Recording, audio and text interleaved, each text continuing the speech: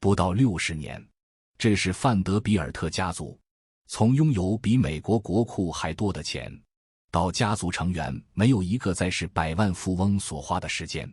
我活了快1个世纪，看过太多财富的起落，但没有哪个故事比这个更让我警醒。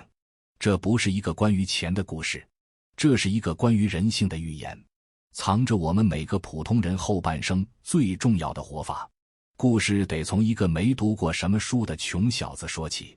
科尼利尔斯·范德比尔特，人称准将，19世纪的美国船王和铁路大王。他靠着一艘小渡轮起家，用一生建立了一个庞大的商业帝国。他去世时留下的财富超过1亿美元，在当时，这比美国财政部的全部家当还多。他是真正意义上的所有者，一个从无到有，用双手铸造帝国的男人。他懂得财富的本质不是消费，而是拥有。拥有那些能在他睡觉时依然像印钞机一样工作的资产。但他犯了一个错误，一个许多聪明人都犯过的错误。他以为他能把自己的智慧和纪律像财产一样传承下去。他错了，他的后代继承了钱，却没有继承那个能驾驭钱的头脑和心态。他们的人生任务不再是创造，而是炫耀。第2代守住了家业，但到了第3代，画风突变，他们开始了一场疯狂的竞赛，一场用金钱和砖头堆砌的谁比谁更体面的游戏。他们在纽约第5大道上修建了一座又一座的宫殿，每一座都比前一座更宏伟、更奢华。其中最著名的一座有150个房间，光是每年的维护费用就足以让一个中产家庭富足一生。他们为什么要这么做？嫉妒。我常说，嫉妒是7宗罪里最蠢的一个，因为它毫无乐趣。但范德比尔特的后代们却把嫉妒当成了信仰。他们看到亲戚的豪宅，就想盖一个更大的；看到别人的游艇，就想造一艘更快的。他们不是为自己活，是为别人的眼光活。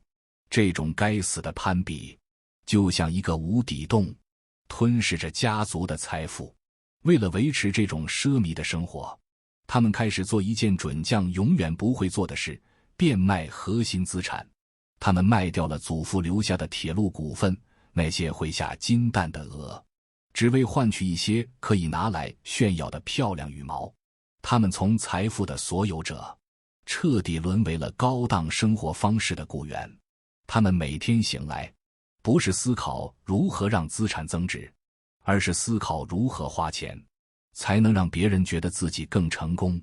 这就是我常说的雇员心态和老板心态的区别。哪怕你名义上拥有金山银山，但如果你的思维方式是按月领取生活费去消费，那你本质上还是个打工的，只不过你的老板是你自己那颗虚荣的心。结果呢？到了1970年代，准将去世后不到100年，范德比尔特家族在纽约第5大道的10座豪宅被拆得只剩下1座。家族成员再次聚会时，发现超过120个后代里，没有一个还是百万富翁。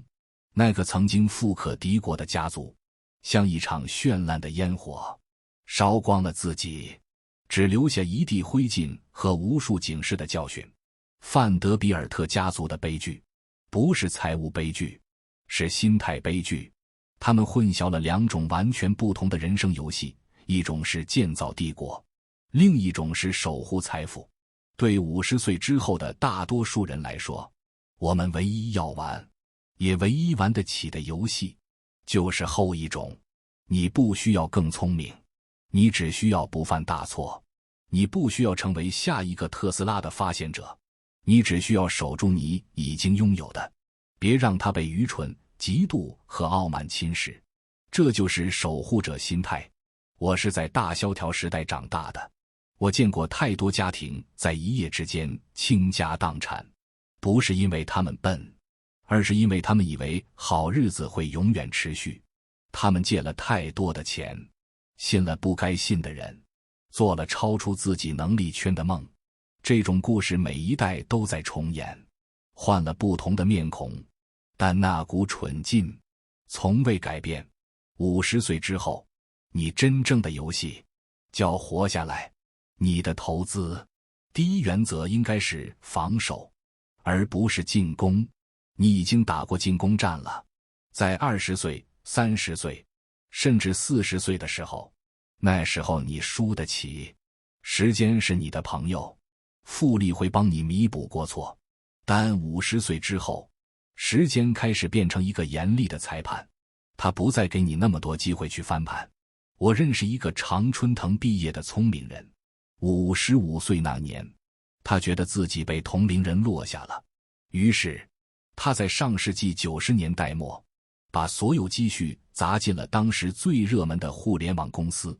他想进攻，想一把追回失去的时光。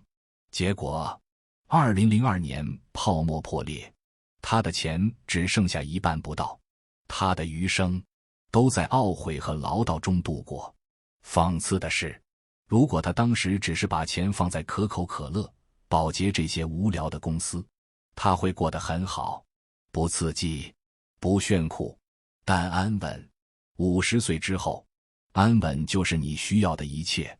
真正的敌人不是赚得少，而是亏得太多。60岁亏掉一半的钱，和30岁亏掉一半，完全是两个概念。前者可能意味着你晚年的凄凉，后者可能只是人生的一段插曲。所以你必须从想着如何变聪明，切换到想着如何不犯傻。而不犯傻是一份全职工作，这意味着你要像躲避瘟疫一样避开债务。债务这东西，尤其是在你没有几十年光阴去偿还的时候，就是毒药。它会放大你的每一个错误，剥夺你的安全边际，保证在坏日子来临时，你一定是第一个倒下的。范德比尔特家族的衰败，就是从变卖资产，背上维持奢华生活的隐形债务开始的。这也意味着，你要对那些让你兴奋的东西保持极度的警惕。兴奋是最糟糕的投资策略。我早年也犯过这个错。我买过一家公司，账面上看很便宜，数字也漂亮，我赚了点快钱就跑了，还觉得自己很聪明。但如果我有点耐心，有点远见，守住那家真正优秀的公司，我今天的资产可能会翻1倍。这不是夸张，是数学。复利从不原谅早退的人，大多数投资者都在做相反的事。他们太早卖掉赢家，却死死抱着输家。人性就是如此，我们渴望确定性，看到利润就想落袋为安。但在70年代卖掉可口可乐，那不是安全，那是偷走了自己未来的财富。50岁之后，你再也负担不起这种聪明了。当你找到一家20年后还会继续赚钱的公司，一家像准将的铁路生意那样坚实的资产，那就拿稳了。别动，别手痒，别总想做点什么。世界总在诱惑你，新闻里全是让你动手的理由，但那大多是噪音。你的任务不是去猜测新闻，而是守住那只会下金蛋的鹅。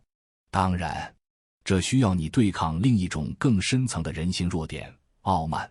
我活得越老，越明白大多数人是多么的过度自信，而市场总会在某个时刻惩罚这种傲慢。我见过那些最笃定、最言之凿凿的人，往往亏得最惨。现实是，这个世界太复杂了，你不可能什么都懂。发财的关键不是什么都懂，而是清清楚楚地知道自己不懂什么，然后绕开它。当沃伦和我建立伯克希尔时，我们错过了上千个机会，因为我们不懂科技股，所以我们不碰。这让我们在90年代末看起来像两个老古董，但这也让我们毫发无损地躲过了2000年的大崩盘。我宁愿因为错过而少赚，也不愿因为追逐自己不懂的东西而爆雷。所以，请勇敢地、坦然地说出那句我不知道。这是世界上最稀有也最宝贵的能力之一。当你能承认自己的无知，你就不会在自己不熟悉的领域下种住，你会只在你的能力圈里行动。光是这个习惯，就能帮你避开人生中90%的灾难。记住，真正毁掉你的，不是市场，而是你以为自己懂的幻觉。最后，我想谈谈合作与人性。人们总爱把我和沃伦的合作浪漫化，以为我们是两个坐在象牙塔里的天才，永远意见一致。那是胡说。我们能走这么远，靠的不是魔法，而是信任、理性和对愚蠢的共同厌恶。我们完全信任彼此。公司里没有内耗，我们都信奉耐心和独立思考，从不理会华尔街的喧嚣。我们都清楚自己的能力边界，绝不越界。当然，我们也犯错，我们看错过人，投过一些品格有问题的经理人，这是我们最大的懊恼之一。人性太复杂，防不胜防。我们也低估了改变一家烂公司的难度。如果一家企业的基因坏了，换多漂亮的墙纸都没用。但我们遵守一个铁律，远离愚蠢的人。我说的愚蠢，不只是智商低，更是指那些鲁莽、不诚实、爱走捷径、充满戏剧化的人。他们就像行走的放射性毒物，愚蠢是会传染的。跟他们待久了，你的判断力也会被污染。一个错误的事，可能毁掉你的一生，尤其是在50岁之后，你没有那么多时间去收拾烂摊子了。所以，要对你的圈子狠一点。